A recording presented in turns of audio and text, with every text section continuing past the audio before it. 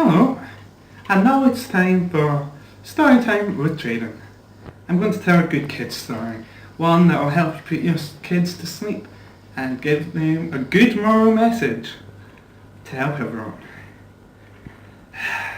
Once there was a tiny wooden man wandering a giant person world. Being one of the few of his kind living in a human world, he didn't have many friends. But one day he met a giant person man.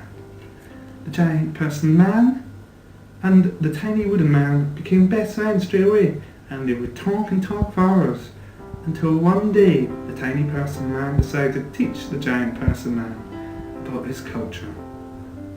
Well, the giant person man was completely enthusiastic about it. Why would he not want to learn all about his tiny little friend and his tiny little wooden people? So the tiny wooden man went for hours and hours talking about his tiny wooden world and his tiny wooden habits and tiny wooden culture.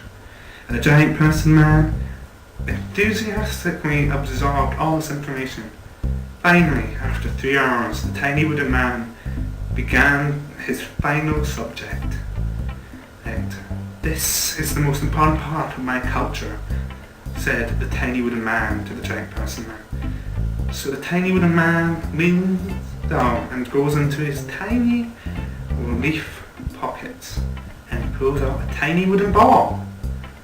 And this, my friend, he says to the giant person man, before putting the tiny wooden ball in his tiny wooden mouth and chewing and swallowing.